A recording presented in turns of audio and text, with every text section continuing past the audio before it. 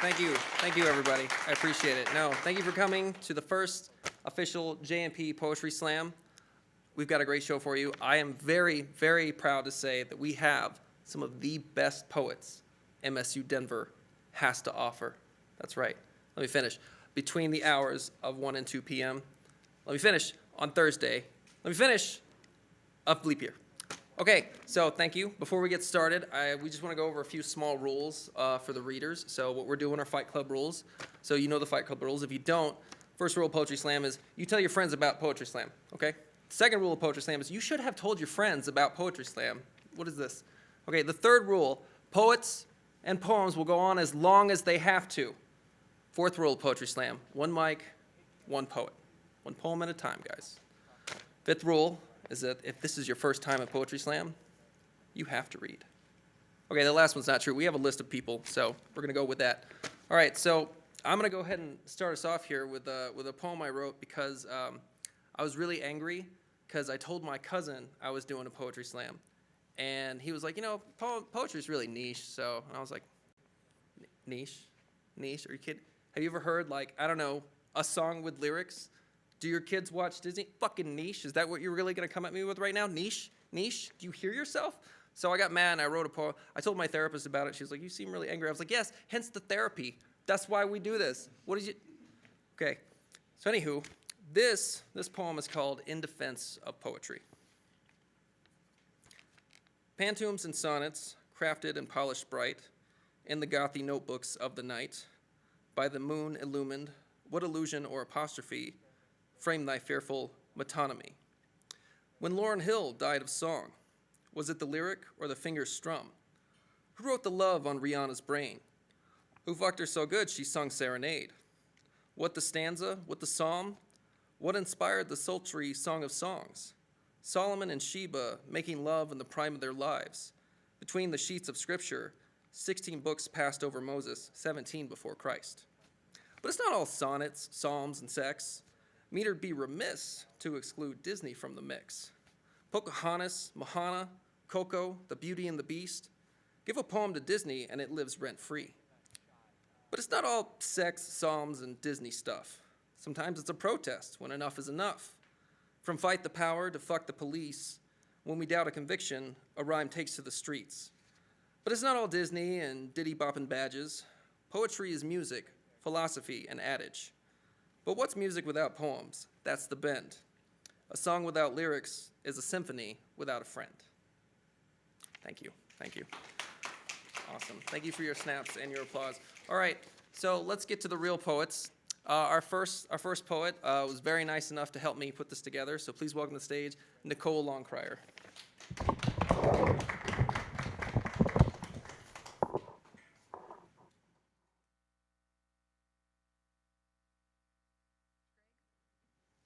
My first poem is titled Tree of Letters.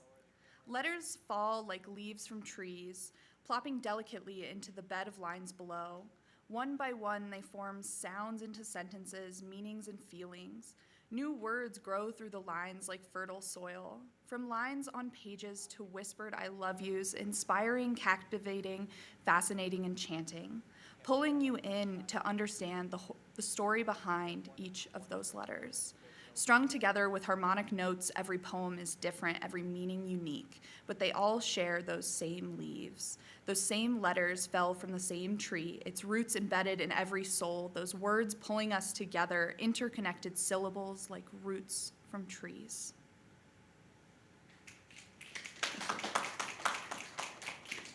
My second poem is called Disabled Pantoum.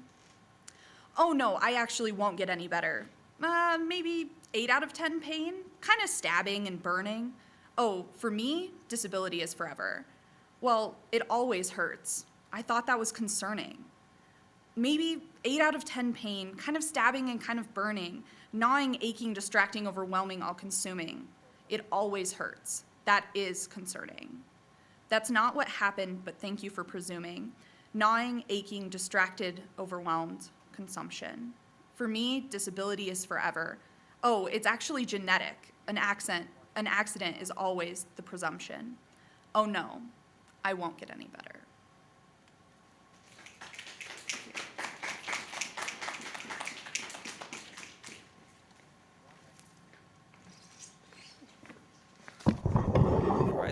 Nicole. Awesome. Let's keep it going for Nicole. Thank you so much. Yes. She's on a time constraint, so she had to get out of here. Our next person, who also was on a time constraint, is actually someone who I specifically asked to be here because I love her work, and I'm so glad she came. Please welcome to the stage, Grace Morris. Okay, so my first poem is called Tristan Shout, and it originally was written for a class assignment that was supposed to be a love poem, and it did not turn out that way. So this is Tristan Shout. In the waste and war of autumn, I am what you made me. You carved me in love bites, mouth full of poor man's marble. I've been dissolved to fit into your shadow. Mirror on mirror, we hold hands in endless reflections of each other, of each other. There's something fucked up in the air tonight, and it's making our blood smell a lot like love. Hatred thistles behind my teeth and flowers on your tongue. Lingering in the grime of early sunshine, all I taste is sulfur. Left over from each kiss, I'm left over from where your fingers touched. You keep me still, ask me to wait until you're full again. In the blushing bloom of your bedroom, you tell me that to love is to suffer. I hope that there's something rotten in the water tonight, and it makes your new boy's spit taste a lot like mine. The hatred is plum red on his lips, and it ruins your kiss. The uncanny scarlet of his chest makes you sick and familiar nausea. He can't trace the prophecies on your palm or the star charts on your shoulders because it reminds you of half-lives and erosion, our destruction of old promises. I hope the uranium green of his eyes kills you, bit by bit, kiss by kiss. I watch the way you twist, the way you move in the mirror. Your love is slow steps backward. Each time we touch, you're further away, until I can't see you in my reflection, and each scar on my stomach can't remember your name, can't remember your burning pressure. I'm the faulty starling outside your window tomorrow morning, and the half-inflated tire that you use to drive his body home. You see me in each of his failures, smell me in your own disappointment. We're shouting in between our joined hands, fighting in concentric circles. We're not each other. We're nothing. We're nothing. My head in your hands, you tell me that I'm toothless and I'm shallow. No matter what's in your mouth, you say you know better than to swallow. Hooray. Thank you. All right, and then this next poem is a sestina, which you can probably tell from the title, and it's called A Sestina Featuring a Possible Lesbian.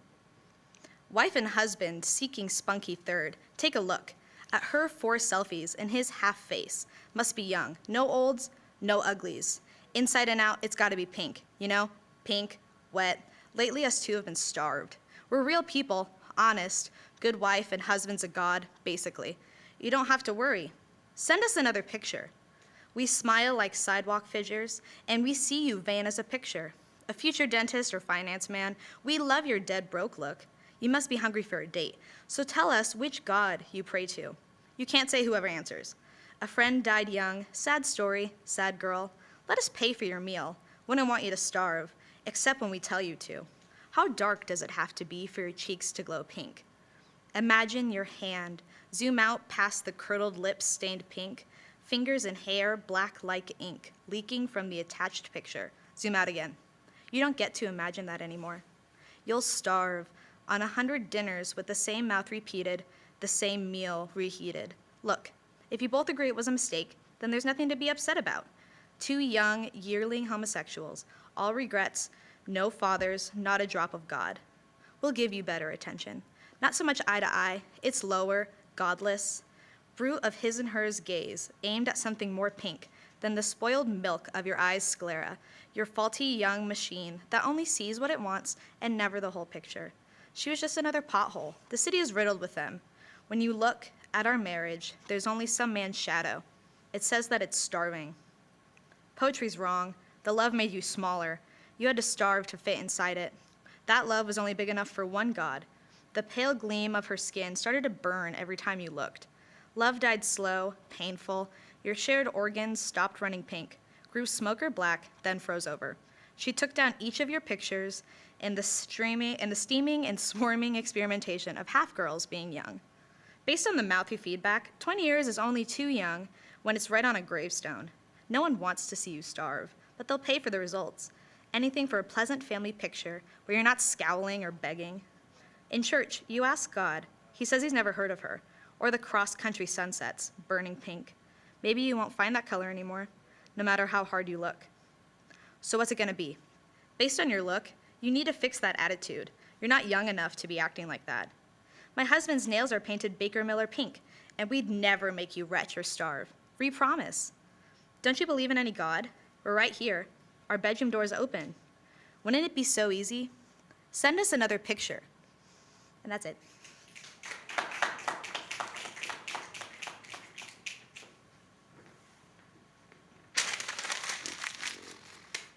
That was a really good poem. All right, so our next poet is of no relation to me. Please welcome to the stage, Jax Gonzalez.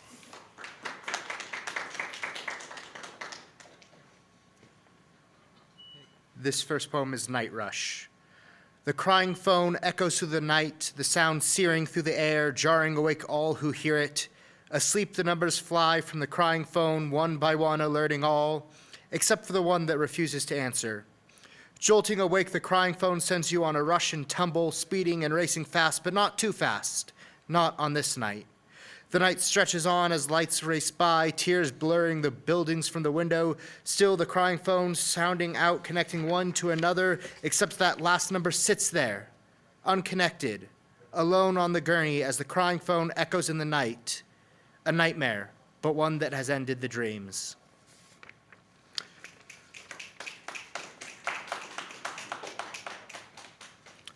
So this second poem's actually a homage to Star Wars, so Broken Bonds. When I first heard the whisper, I couldn't believe it. You who shine so bright couldn't be so dark. You who taught me, guided me, called me sister. Could you have truly forgotten your own lessons? I remember the camaraderie, the care, the bonds. Could you have truly taken their will? You whose past was so similar, enslaved my brothers? Your lessons guided me in my darkest hour, when all others turned away, when the lies convinced so many, you believed me. So how could it have come to this? The plasma snaps through the air as our blades meet, twin white against the lone red in a dazzling blend of slash and whirl, illuminating the dark figure. The mask cracks and I see you, my brother. A moment that ends as sky blue eyes fade to a sickly gold. To leave you again, I cannot, will not, but to stay is death, don't you see? Please see me, please. As my world collapses, the buildings crumbling beneath us, you stab me in the heart, yet by time's hand I endure, light yet unsnuffed. Those days of brotherhood are gone. You have turned your back on it all. I may have left, but I never strayed, but you became a monster for all. Thank you.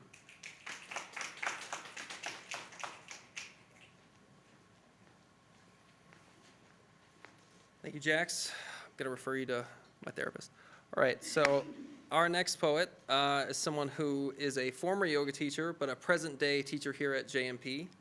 Please welcome Dr. Chris Jennings.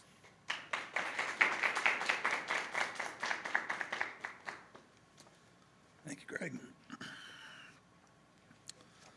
This poem is titled Breathe Deep. The light goes out like the setting sun. Our fragile hearts give us the strength to carry on. Breathe deep and rest your soul. For there are things in life which we have no control. We all play on in the game that isn't won. Our simple minds think through what must be done. Breathe deep and choose free will. For there are times we run to standstill. Thank you. And second poem is Cheshire Cat Grin. Put that Cheshire Cat grin back on the bookshelf. I may have forgiven, but have you forgiven yourself? Before you answer, let me start. Staying eternally mad at you does nothing but tear me apart. No need for heavy baggage. I choose what to pack. While the wolf was at the front door, the monkey came through the back. Thank you.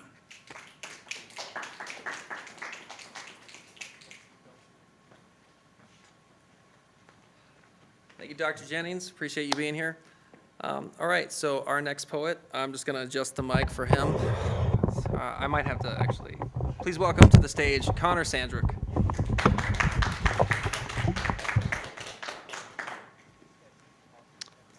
All right. I'm going to read two pieces today. I prefer to write poems about people. So let's kick it off with an ode to unrequited love. It is Thursday night in Denver, and we are drunk again. We stagger over the hazy white lines in the street, blurring more the line between lover and friend. Drunkenly, we stumble over our tongues and our feet. We stagger over the hazy white lines in the street. We laugh at the redness that is holding our cheeks. Drunkenly, we stumble over our tongues and our feet, barely standing and incapable of speech. We laugh at the redness that is holding our cheeks. This city in December was always cold. Barely standing and incapable of speech, I fumble with the idea of your growing old. This city in December was always cold. You take my hands to warm them with your breath. I fumble with the idea of your growing old, in my arms until the day of your death. You take my hands to warm them with your breath, blurring more the line between lover and friend. The silence creates 1,000 little deaths. It is Thursday night in Denver, and we are drunk again.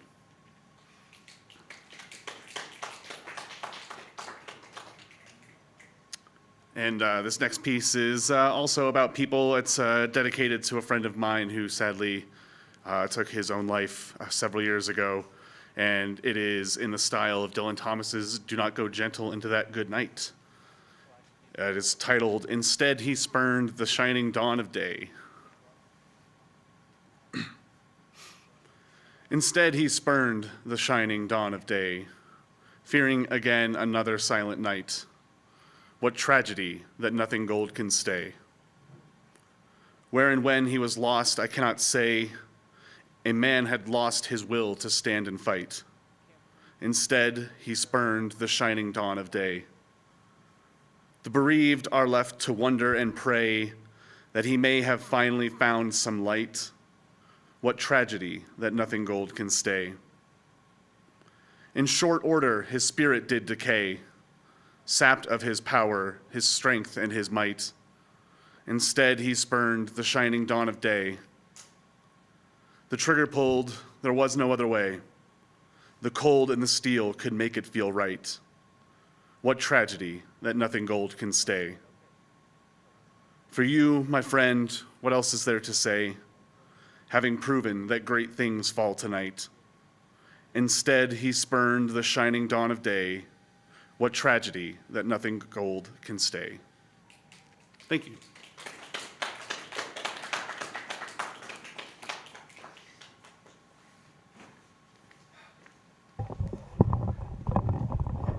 Thank you, Connor. That was sweet. Just touching. All right, so this next person, he is a man with one name, but a lot of style. Please welcome to the stage, Dennis.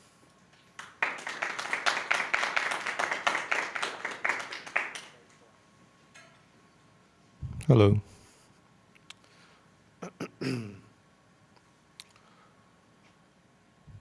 Watch the casing, front and back, forward and behind. Check out that color scheme. LED coating reflects the light beams. It's glossy, it's leather, it's got a homey touch. Watch me as I strut, leaving mouths to fuss. Make way, you yield. How about some respect?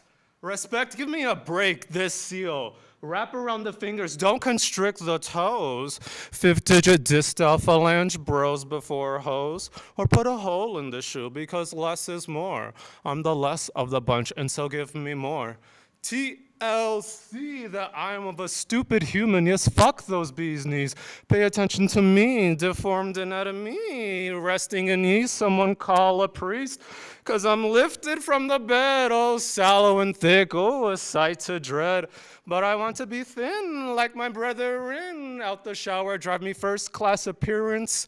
Trimmed, filed, not too short. Dress or credenza feet clashed, one of flesh, the other wooden. So beat and shake it up, too afraid to put my foot in. A doorway boot for a dip in the pool. Last in line for size and order. Out of color, purple, swollen, but still shorter. Yellow, white, black, red, or brown.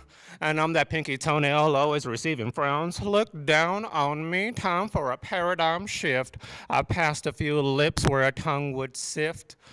Call me the stemple because it rhymes with temple and you treat me like shit.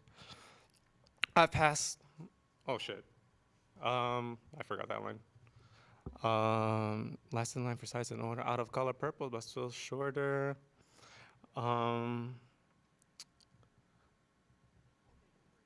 Last in line for, okay, that was it. Sorry.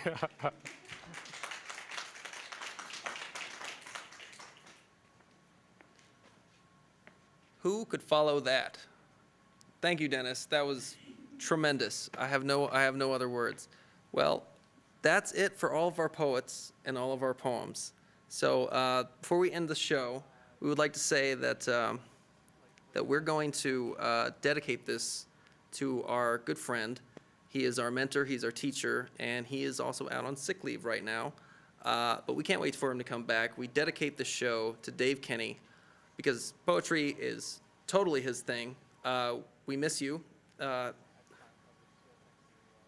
have no idea what you're saying right now. We miss you, Dave. He does poetry all the time. It's totally his thing. We hope to see you soon. I'd like to thank our poets for making time to be here. I'd like to thank the production staff for coming, and that's our show. So everybody, thank you. Have a great night.